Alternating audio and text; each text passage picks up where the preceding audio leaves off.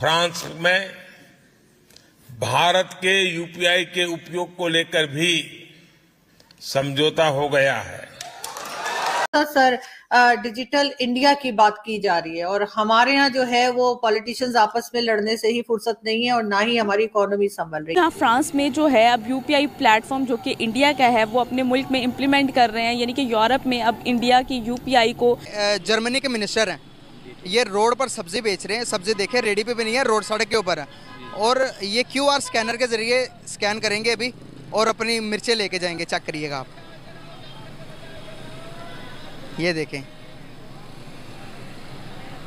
इतनी fast technology. क्या हमारे इधर है इतनी फास्ट टेक्नोलॉजी? एक सब्जी बेचने वाले के पास भी अपना बैंक कोड QR कोड है। ये पता कौन सी कंट्री है? नहीं।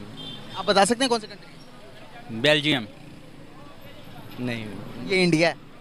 वही मैंने आपको बताया कि इंडिया जो है ना वो हमारे से भी बहुत आगे, तो हमारे मुल्क के भी दो टुकड़े हो जाने। ये है कि यूपीआई जो कि प्राइवेट एक उनकी ऐप थी जिसके थ्रू जैसे हम क्रेडिट कार्ड यूज़ करते हैं, मोबाइल स्कैन करवाने के बाद वो अपनी शॉपिंग वगैरह ETC हर चीज़ हो सकती थी, उसमें ये चीज़ था, डिजिटल ऐप थी, ठीक है।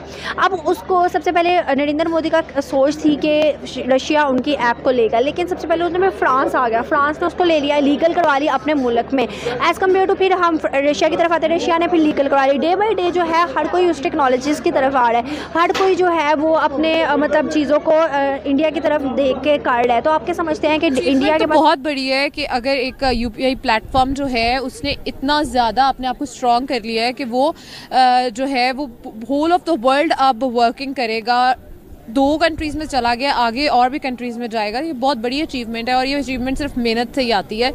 और जो इंडिया है ना, उसने अपने लोगों के जो माइंड्स हैं वो शार्पन। 2 एग्जांपल्स, बॉम्बे में मोची के पास QR कोड था, ठीक है, पान वाले के पास QR कोड था, आपको कैश की ज़रूरत नहीं है, आप स्कैन। कचौरी बंद लोग खा रहे थे वहाँ, मैं देख रहा हूँ यार कचौरी सब खा रहे हैं और खा के जा रहे हैं, पैसे कोई नहीं दे रहा, ट्रांजैक्शन अबे वो चेक क्यों नहीं कर रहा। फिर मैंने साइट पे देखा तो पेटीएम का QR कोड लगा हुआ था, लोग स्कैन करके दे के चले जाते थे। उसके अंदर फिर मैंने दोस्त से पूछा कि how does the guy keep track of किसने दिया, कितना आया, कितना नहीं आया। उसने कहा ये that actually is an issue. So what the fintechs have started doing is giving smart speakers that are connected to the merchant's wallet. तो अनाउंस करता है speaker 50 rupees received, 100 rupees received, 20 received. तो वो अपनी कचौरी बना रहा है या पानी पूरी या पान बना रहा है और पीछे उसके पास स्पीकर है, तो उसके बाद आवाज़ आती रहती है कि पैसे दे दिया किसी ने, रिसीव्ड अकाउंट, माइक्रो ट्रांजैक्शंस। दूसरा बेसिक चीज़ ऐसा लग रहा है कि पता नहीं को फ्यूचर में चले गए हैं पाकिस्तान से इंडिया, मतलब इट वाज ट्रांसफॉर्मेशनल, राइट। अब these are like pretty accessible, मतलब ये कोई not rocket science, zero rocket science, no. So and again ऐसा नहीं है कि इंडिया में कैश अब इस्तेमाल नहीं होता। India cash circulation as a percent of GDP is 13%, Pakistan is रफली 20%, तो आप उसको 13 तक भी ले आए। नमस्कार दोस्तों, फ्रंटियर फीड्स में आपका स्वागत है दोस्तों। मैं हूं आपका दीपांशु शर्मा। दोस्तों इस वीडियो में हम बात करेंगे कि कैसे हमारा जो UPI है वो फ्रांस में इतना हिट हो गया और अब तो हमारे जो टूरिस्ट हैं वो आईफल टावर पर जाके UPI से पेमेंट कर सकते हैं। और बल्कि फ्रांस में नहीं दोस्तों, काफ़ी सारे देशों में ये अब चल गया है और उम्मीद है कि मोर देन 100 कंट्रीज़ ये अब वायरल हो जाएगा और फेमस हो जाएगा। तो दोस्तों UPI की बात करें तो इस समय फ्रांस के राष्ट्रपति आए थे कुछ टाइम पहले इंडिया में, आपको याद होगा, जयपुर में। तो वहाँ एक ऑफिशियली ये डिक्लेयर कर दिया गया था कि फ्रांस में भी अब UPI चलेगा। तो दोस्तों UPI इतना तबाही वाला इसने सीन बना दिया है दुनिया में, इसने डायरेक्ट कह सकते हैं डायरेक्ट चैलेंज किया है अमेरिकन और यूरोप की हेजीमनी को in the field of transactions.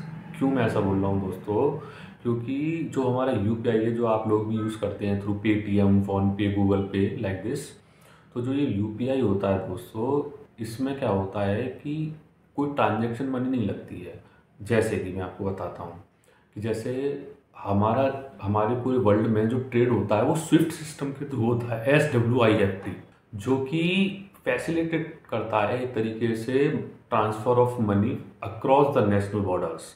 मतलब किसी भी दूसरे देश में अगर हमें कोई ट्रांजैक्शन करनी है, कोई उसको पैसा देना है, तेल का, ऑयल का है, तो वो हम स्विफ्ट सिस्टम के थ्रू करते हैं।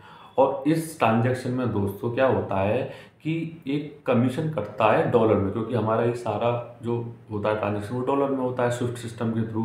तो उसमें क्या होता है, फिर एक कमीशन रेट भी लगता है जो डॉलर में कटता है और वो सीधा अमेरिका को जाता है।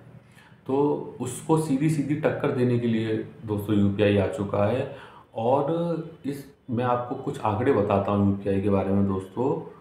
तो दोस्तों पिछले साल से ये एक 147% राइज किया है, यानी कि 100 बिलियन इसके टोटल ट्रांजैक्शन हो चुके हैं। और जो टोटल अगर हम बात करें दिसंबर की, तो दिसंबर 2023 में इसके 18 लाख करोड़ रुपए की ट्रांजैक्शन हुई थी दोस्तों। जो ये यूपीआई है पूरे वर्ल्ड वाइड बहुत खतरनाक तरीके से फैल रहा है और सीधे सीधे वेस्टर्न कंट्रीज, वेस्टर्न पावर्स की हेजीमनी को चैलेंज कर रहा है। और दोस्तों मैं तो उम्मीद करूँगा कि यूपीआई हमारा जितना आगे बढ़े उतना अच्छा हो, क्योंकि आपने देखा होगा कि रशिया यूक्रेन वॉर में जब रशिया पर ये सैंक्शन लगा दिए गए थे कि आप स्विफ्ट सिस्टम को यूज़ नहीं कर सकते हैं, तो रशिया को आउट ही कर दिया स्विफ्ट सिस्टम से, यानी कि they are not able to pay in dollars to any country across the national borders. तो इसके बाद दोस्तों ये इंडिया के समक्ष ये आइडिया आया कि अगर कभी भविष्य में हमारे सामने अगर ऐसा सैंक्शन लगा दिया जाता है तो हम क्या करेंगे। तो उस समय दोस्तों ये यूपीआई ही काम देगा, ये हमारा जो रुपे डेबिट कार्ड है यही काम देगा, चाहे डॉलर में ट्रांजैक्शन करनी हो और चाहे हमको ना करनी हो। बाकी का दोस्तों हम आगे देखते हैं और एनालिसिस कि कैसे यूपीआई हिट हुआ है पूरे वर्ल्ड में।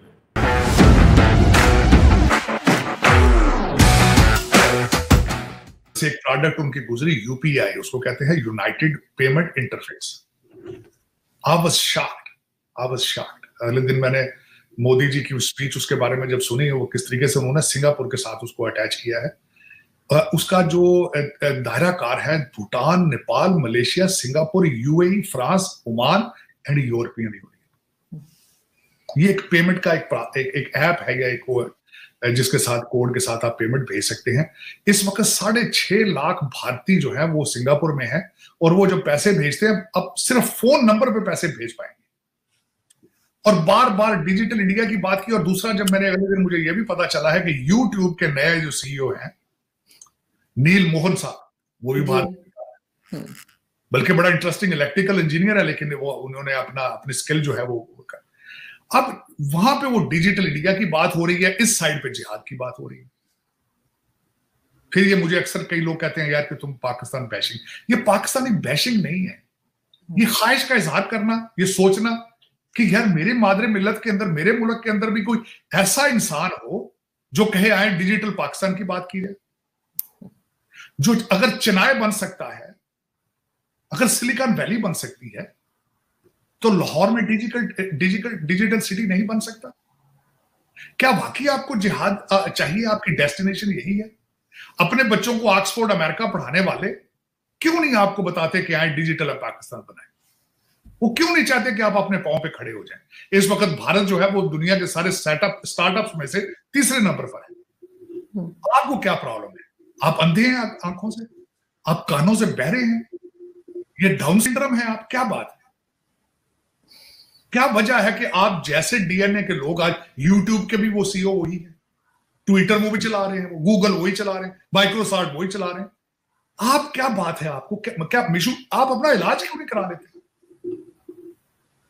आपको क्या वजह है कि हार्वर्ड और ग्रेजुएट के लोग पढ़े हुए जाकर आपको बेवकूफ बना रहे हैं, लेकिन आप सोच रहे हैं कि सलाहियत आपकी खत्म होती जा रही है? खत्म हो चुकी है। बल्कि देखिए, भट्टो से अगर देखें, आरजू भट्टो साहब भी हार्वर्ड ग्रेजुएट थे।